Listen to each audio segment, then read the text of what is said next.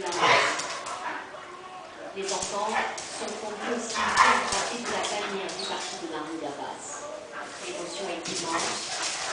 Pas un jour sans que ces scènes se répètent entre les détentions. 70 gens tués. Et dans ce jour. Bien, spécial. Bonsoir Samasoula. Sama, les bombardements se sont encore intensifiés aujourd'hui.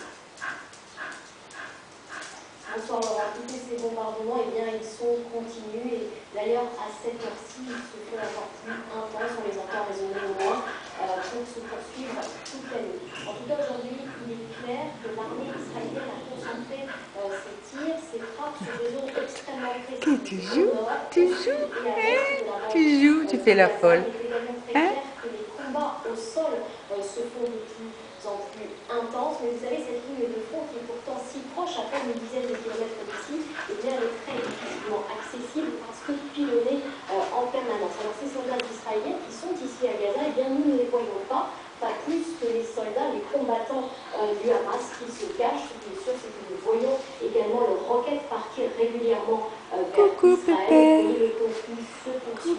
Et pour l'instant, personne n'est capable de dire. Elles sont folles, hein. Merci. Hein, elles sont folles.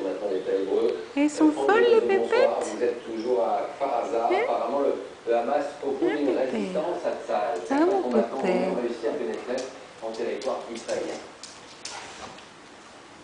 Une incursion d'un commando palestinien, d'un commando du Hamas via les fameux tunnels sous la frontière entre Gaza et Israël. Et ce commando a abattu 2 soldats israéliens. Le Hamas continue également à lancer des roquettes. L'une d'entre elles a fait une victime aujourd'hui dans l'est du pays. Et c'est dans ce contexte de guerre que des milliers de juifs du monde entier continuent à venir s'installer ici malgré la situation. Il y a notamment beaucoup de Français, il y en a eu 400 par exemple cette semaine, il y en aura un peu plus de 5000 d'ici la fin de l'année, un chiffre en forte et en constante augmentation. Alors qu'est-ce qui pousse ces Français à quitter la France pour venir s'installer dans un pays où la situation est toujours instable? Et nous allons vous poser la question dans ce reportage que vous allez découvrir, reportage tourné avec Alain Bateau. Des chants en hébreu repris par ces Français sur le point de devenir citoyens d'Israël. Vous avez plus de 400 migrants venus dans la même journée de France, de Paris et même de Lyon. Ces familles sont arrivées quelques heures plus tôt sur des vols spéciaux affrétés par l'État d'Israël. Elles reçoivent aussitôt leur nouvelle carte d'identité. C'est ce qu'on appelle ici l'Aliyah, le retour à la Terre Sainte pour les Juifs. C'est le cas de cette famille de Parisiens, et la guerre ne les a pas poussés à renoncer à leur projet.